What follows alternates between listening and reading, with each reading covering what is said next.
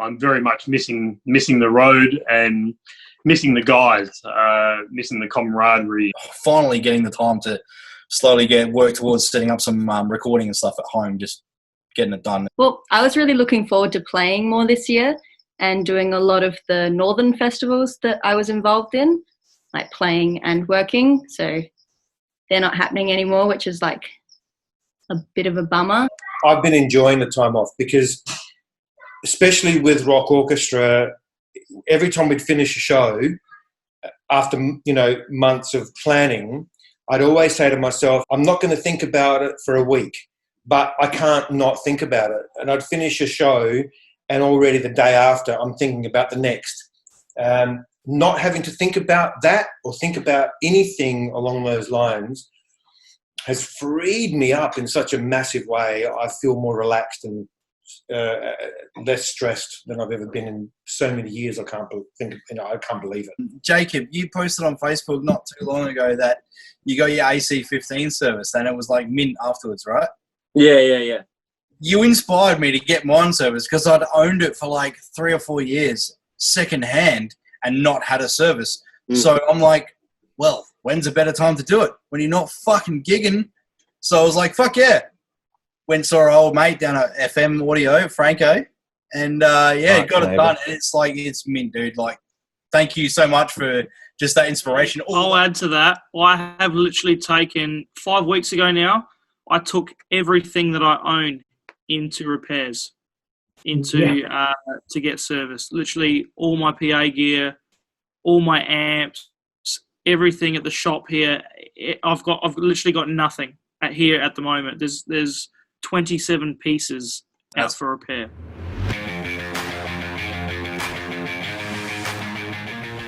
I've got some students, I don't know if Jordan or anyone else that's been doing the either Zoom or online teaching, but do you notice that the students that maybe you don't have as much of a rapport with in the flesh, this isn't always the case, but some of them, it's weird. Some of them, they engage more like this. Yeah, you get that. You get those students that just kind of look at the whiteboard that you're writing on and, oh, what's that other piano thing over there? Whereas there is none of that.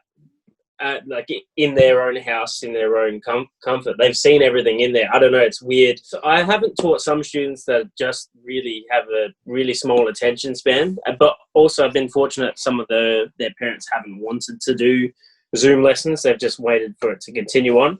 But even the ones, I've had nothing but great results with Zoom, and I was really surprised with it because I've never done online teaching at all. So I've never done online teaching either, Jacob, and a bit of a funny one for me because I teach drums. There's a lot of restrictions there because of tech issues. Number one, something as simple as you hit a snare and the audio cuts out because it has a built-in compressor to try and cut out background noise and stuff like that. So trying to troubleshoot stuff like that, going through the parents, taking 15 minutes just to try and get the audio settings right on their laptop, and they've got no idea about technology.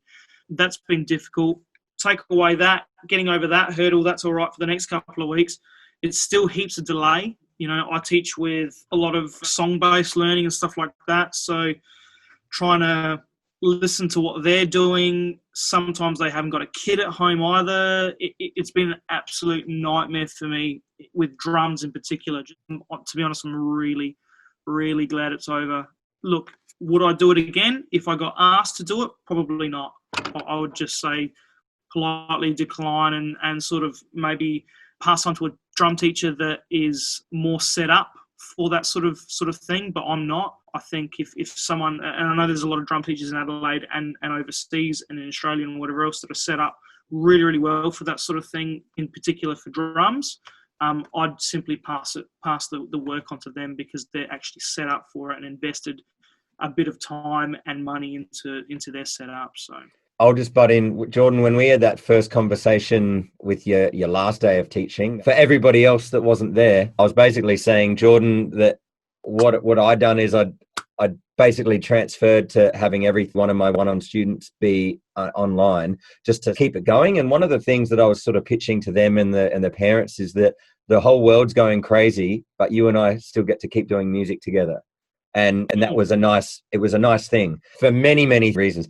And anyway, Jordan, a few people have mentioned like upskilling. Rowan, I think, said that, and a bunch of you have been learning, some things. I remember Storky and I, we were saying, when would have we ever been in a position where we're sitting down in front of Storky's computer talking about a webcam resolution and about a way of getting a live stream audio to be as high as quality as it can, and talking about potentially just like going up into his ceiling so he can get his Ethernet to reach. Like, it's like, why wouldn't we ever talk about that?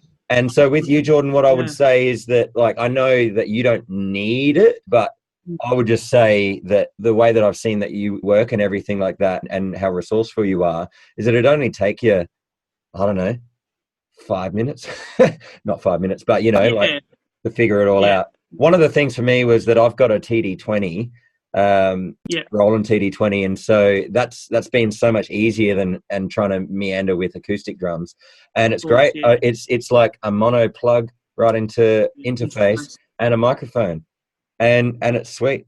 But yes, of course, it's being able to hear the student and everything. But what I found as well is the reason why I wanted to jump in is because you've got this, where it can be like, all right, so this is one of the things I do with a lot of my students. I'll be like, all right, so you got the symbol, and then you've got the words, and then you've got the beats, and then, exactly what you might do on either a piece of paper or on a whiteboard, but you just do it here. You'd be like, all right, well, usually we would be actually playing drums, but this is an opportunity to do something where it's extra stuff that you're going to learn that's going to make your playing better. And then, so, then it's semi-breve and then 4 beats. And then the next one, has an extra thing. And then it keeps going down to a crotchet. Oh, wait, Zoom has one of these.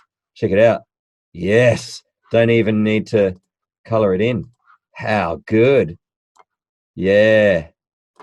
Look at me go. Anyway, you get what I'm saying. It's like, that there's a digital way of still being able to, get shit happening teaching wise. I mean, the amount of times I'll go, like, I might even just play a bunch of like music guessing games. Like, what's this song? Or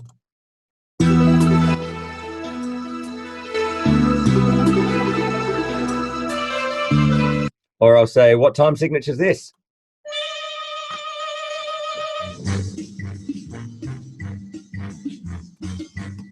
It's just like, using just different learning styles, I guess, being creative with it. So, as a singer, I imagine that you can't hear the person perfectly.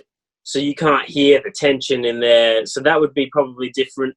However, you could still talk about concepts, and maybe someone that's a bit more experienced tried out different, try this lick, try this run, we're going to work on this.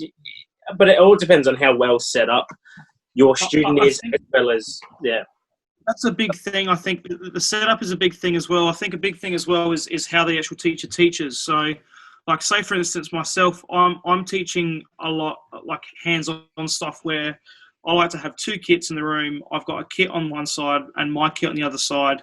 I'm playing stuff. I'm demonstrating stuff. I'm playing along with the student a lot of the time, and I like to hear, very, very minute details, and seeing how their sticking is, and how they're playing ghost notes on the snare and stuff like that. Stuff like that you just can't do online. And no matter how good their setup is or how good your setup is, you can't see stuff like that for drums. Like, you can't hear ghost notes on a snare drum, whether that be electric or acoustic. It's almost impossible to do it. It's possible, but it's sort of not, if that makes sense. Not to the degree that I like to go into with students. And I almost feel like I'm not doing my job as well as I could, and that sort of frustrates me. So hence why, if someone is set up 1,000 times better than I ever could imagine, I'd rather forward it onto them, and they can sort of handle it and teach their ways and their methods that are proven to work through learning online. Yeah, I'm the same situation. I've got some kids that are learning chords, and I want to hear them transition from, a C chord to a G chord. But I in the room, I'd like to sit there with a metronome, but you just can't get over the delay. where I've just shifted, where instead of me, we're going to run this song, it's gone, all right, let's take this scale and now let's do it in this position. I want you to work it out in this position. That's what, but shifting your learning. So it's not what you're doing, hands-on learning, playing together, listening to a track. It's more just concepts, which is still fine. It's part of a lesson, but it's totally different from guitar to drums and voice, yeah. Hey, Jordan, it'd be interesting to see how these guys do it on, overseas. There's a lot of drummers that I follow. Exactly right. On tour that if they pulled up into a town, they say, hey, listen, I've got a 2-hour spot available from, this time to that time. It might be European time. So they must be maybe taking the tech along with them, because I don't think they'd be using a phone. So, yeah, who knows? It'd be interesting to see how they're doing it. And you'd know, Brad, like being a drummer yourself, if you're showing someone or trying to explain something to someone live, like at a kit, it's almost impossible. It's like if you're learning something online from a tutorial or something like that, you haven't got that, it's just not the same. You just haven't got that human interaction to correct things right there and then, it's easy to look over mistakes that you wouldn't think you're doing wrong, Yeah, that's right. If they're at a certain standard, then it might be easier, but, hey, exactly. That's the thing you've got to get to for teaching beginners to maybe intermediate. Yeah. And then it's a bit of an issue. Yeah. And I think what you guys are not forgetting, but my principal said to me the other day when we were trying to sit here and say, we can't do this way, we can't do it that way. She goes, you guys are keeping young people engaged in education no matter what it will be.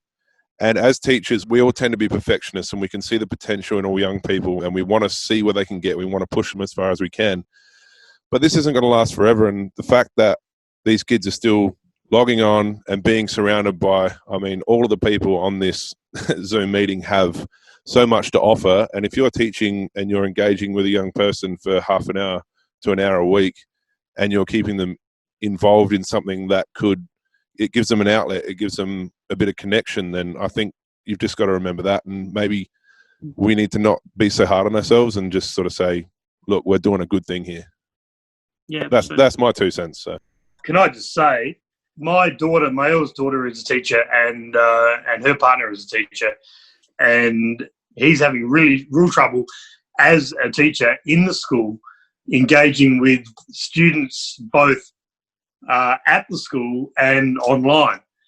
He's using the tools that he's got. He's not a music teacher, but he's using the tools that he's got available to him to do the best he can. And it may not be to the same level or the same quality that you're wanting to achieve, but you're engaging the kids, and you're giving them something to continue with.